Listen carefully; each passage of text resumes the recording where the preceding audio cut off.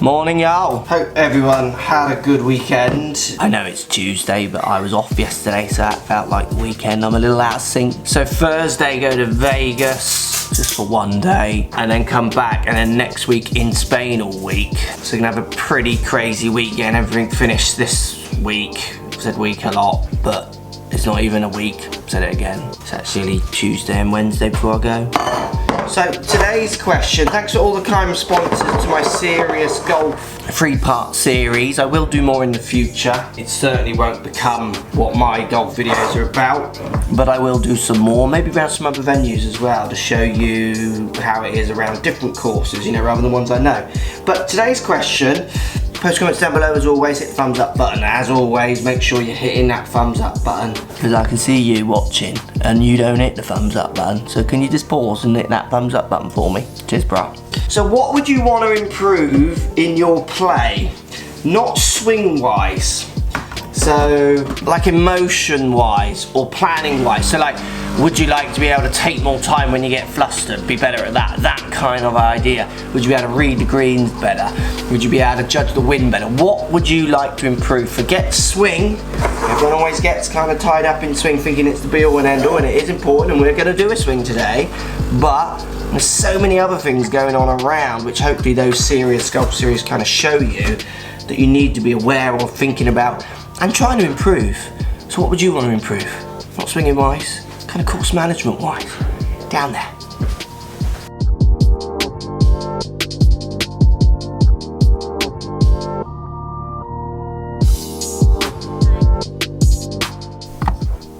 Right, should we take a look at today's swing? Let's have a look at this. There's a lot of funky wrists going on. So we see the first parallel, that wrist angle coming in around here, which people would notice club kind of dips behind the hands. Never a massive issue, but that theme continues, and I think it's this theme I want to think about today. So we see what people will call cross the line at the top, crossing of the hands, trail shoulder, right elbow sticking out, so not rotated that very much, and then we see the classic fix from here to hit the ball, which is that club and hands pulling very much out, stacking that shaft up, so really stacking that shaft up with the big swing to the left. It appears on the camera there. So we're going to talk about trying to sync what their body, wrists and club kind of do a bit more on their backswing, stroke, downswing, to help them make a bit more of a connected swing, and maybe simplify these ideas. Golfers like this often end up hitting erratic shots, some great shots but a bit erratic ones. Let's show you what I mean. Right, this car needs an MOT. Now don't be silly, got a lot of driving to do still, yeah? We're working together on this. Right, car all dropped off, now heading out the Dawlish, full day of filming. Here we go, out at Dawlish. It's still very grey, but should get away with it hopefully. So first ideas, we've got this action, this action, this action, then the hands pulling in to hit the ball. I don't know if this will work, but I would love to try and simplify your hand path. So what I like to do is locate a part of your hand or hands and the direction they're pointing in and where you'd want them to point at different parts of your swing. So let's take my Under Armour pad here. So if I do your takeaway, go this way, my Under Armour pad is pointing kind of out to the right corner of the viewfinder on the camera here.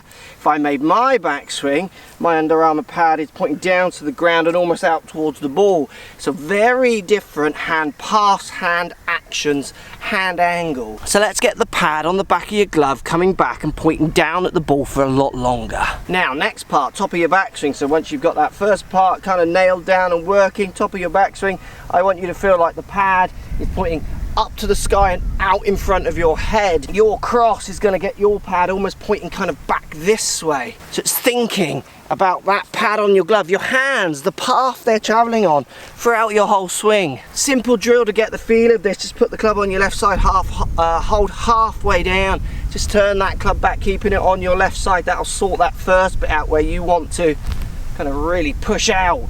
Second part, when you get halfway, so kind of first parallel, this starts peeling off your left side, and then putting it over your right shoulder with the grip end pointing kind of down towards the camera here, opposed to you pointing right off into the right side. Identifying your hand path, the quirky directions you go on it, and then just consciously trying to move it on a different path. You'll be amazed how that changes. Let me know if that helps.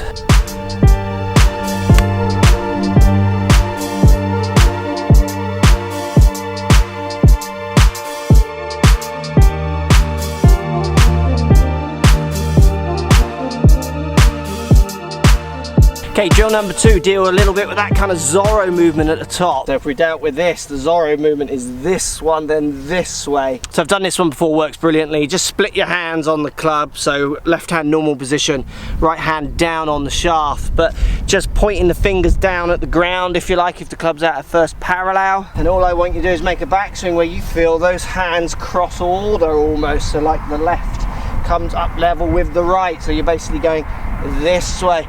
It's going to get your right arm rotating better. You're here, there. So you're going to feel it very much when you got your hands split this way on the club. Like I've said before, great way of doing it on the range. You can do it, you'll see, I think Chris Wood was doing it recently when we played with him. I've done it in tournaments before, so practice swing, feel the drill a couple of times, and then literally step into your shot, take your normal grip and try and get that recreation of that feeling. At the end of the day, that's what all drills are about, trying to recreate a feeling. If you're not working towards that, then you're just aimlessly doing these wild abstract things, and that's where I sometimes struggle with drills. I give them to students and I can see they're not connecting it to the fact that they have to work at it and then work at the feeling of it to make sure they work it into their swing. The drill doesn't do anything. The drill just allows you to have hopefully a feeling when you hit your normal shot, but you've got to do that.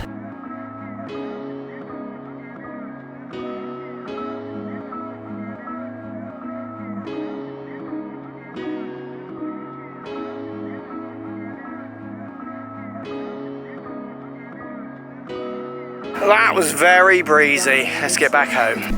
Right, I'm home and have been for most of the afternoon, but I have been fighting with phone calls, trying to get next week sorted out, a car needing sorting out. It's kind of past its MOT, but just needed a couple of light bulbs. Yawn. So today's video is going to be quite a short one. Hopefully you get something from those 2 drills, and the big thing for me today is hopefully you get something from that idea around drills. You know what a drill is about. I think people forget what a golf drill is about. They're not the answer, they're just there to try and give you some feelings, some ideas of how to find the answer. See you all tomorrow. Hopefully I have more time tomorrow and give you more. We'll try and get a question in as well tomorrow as well, and then the travelling mayhem begins.